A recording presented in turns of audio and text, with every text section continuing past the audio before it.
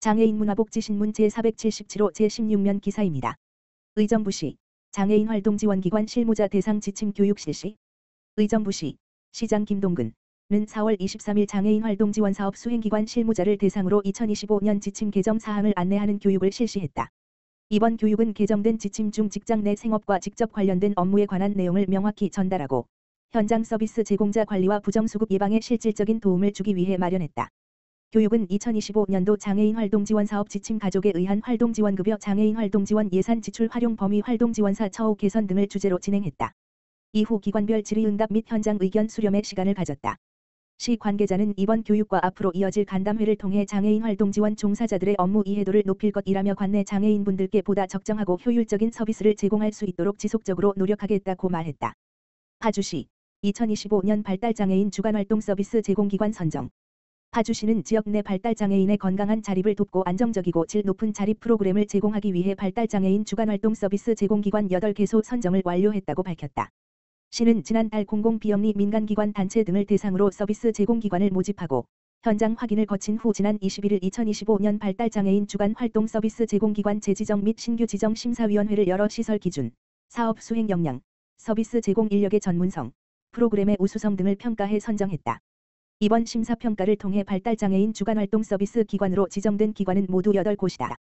이 중 경기도 지적발달장애인 복지협회 파주시지부 경기장애인 부모연대 파주지회 파주장애인 자립생활센터 프로보노 사회서비스지원센터 한마음장애인 평생교육원 행복나라 행복더하기 등 7곳은 지난해에 이어 올해 심사평가에서도 적합성을 인정받아 재지정을 받았고 여기에 놀이따 사회적 협동조합이 올해 신규 지정을 받았다. 이번 기관 지정에 따른 서비스 운영은 5월 1일부터 시작된다. 한편 발달장애인 주간활동 서비스는 18세 이상의 성인 발달장애인, 지적, 자폐성, 을 대상으로 지역사회에서 낮 시간 동안 의미 있는 활동을 하면서 유익한 시간을 보낼 수 있도록 지원하고 있다. 서비스 제공을 원하는 발달장애인과 보호자는 연중 아무 때나 주소지 읍면동 행정복지센터에 신청 문의하면 자세한 안내를 받을 수 있다. 우은정 파주시 노인장애인 과장은 발달장애인의 복지 수요 증가에 맞춰 기반시설을 확충하고 복지 만족도를 높이기 위해 엄밀한 심사를 통해 제공기관을 선정했다라며 서비스를 다양화해 이용자의 선택권을 보장하고 보호자의 돌봄 부담도 완화할 수 있을 것으로 기대한다라고 전했다. 연천군의회 박양희 운영위원장 대표 발의 연천군 장애인 반려동물 진료비 지원 조례안 통과. 연천군의회는 2025년 4월 24일 제293회 임시회 제2차 본회의를 열고 박양희 운영위원장, 더불어민주당, 나선거구, 이 대표 발의한 연천군 장애인 반려동물 진료지 지원 조례안을 가결했다. 해당 조례안은 경제적 여건으로 인해 반려동물의 치료에 어려움을 겪는 장애인을 지원하기 위한 제도적 장치를 마련한 것으로 반려동물 진료비 일부를 군이 보조할 수 있도록 근거를 담고 있다. 조례가 시행되어 예산이 편성 집행된다면 등록된 반려동물을 키우는 장애인은 연천군의 예산 범위 내에서 진료비를 지원받을 수 있게 된다. 조례안에 따르면 진료비 지원 대상은 내 외장형 무선 전자개체 식별장치를 부착하고 등록된 반려동물에 한정되며 1인당 연간 최대 20만 원까지 지원받을 수 있다. 지원을 받기 위해서는 군수가 지정하거나 협약 체결한 관내 동물병원에서 진료를 받아야 하며 구체적인 신청 절차와 세부 요건은 향후 마련될 예정이다. 박양희 운영위원장은 반려동물은 장애인에게 단순한 동물을 넘어 정서적 지지와 일상생활의 동반자 역할을 한다라며 이번 조례가 장애인과 반려동물이 함께 건강하게 살아갈 수 있는 환경 조성의 마중물이 되길 바란다라고 밝혔다. 박 위원장은 이어 앞으로도 사회적 약자를 위한 복지 확대와 정책 마련에 앞장서며 모두가 존중받는 포용적 지역 사회를 만들어 가는 데 최선을 다하겠다라고 강조했다.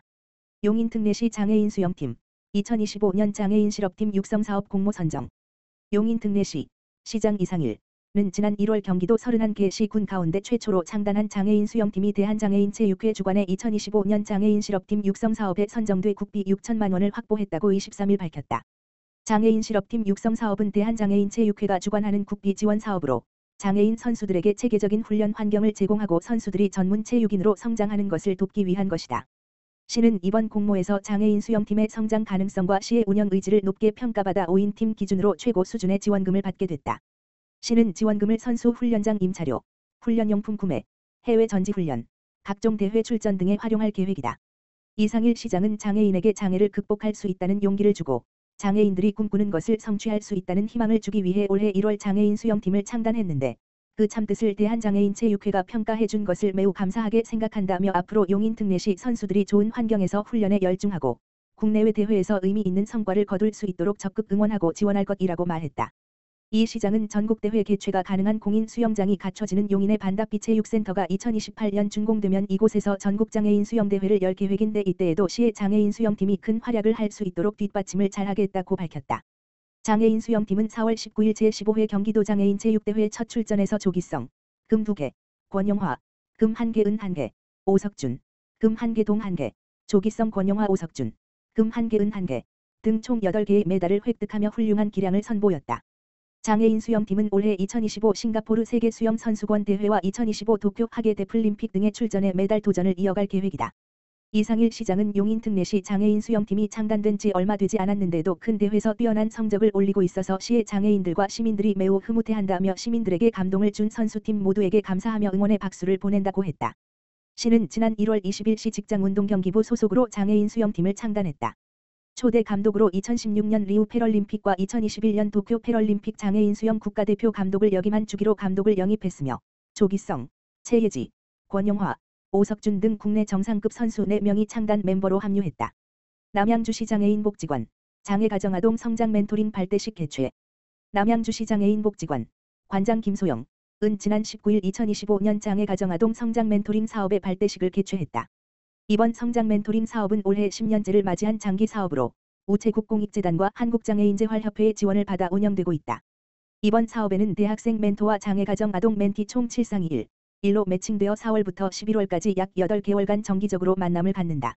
멘토와 멘티는 학교생활 지원, 일상생활 관리, 문화체험 등 다양한 활동을 함께하며 이를 통해 멘티들이 밝고 주체적인 사회 구성원으로 성장할 수 있도록 지원할 예정이다.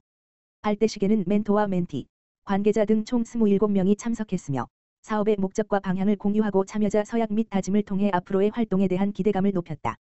한 멘티는 대학생 멘토 선생님과 함께 할 활동들이 너무 기대되고 다음에 만날 날이 벌써 기다려진다고 소감을 밝혔다. 김일려 장애인복지과장은 이번 멘토링 사업은 단순한 일회성 지원이 아니라 아동들이 자신의 삶을 주체적으로 이끌 수 있도록 돕는 지속 가능한 성장의 발판이라며 시에서도 아이들이 건강하고 행복하게 성장할 수 있도록 다양한 정책과 지원을 아끼지 않겠다고 말했다.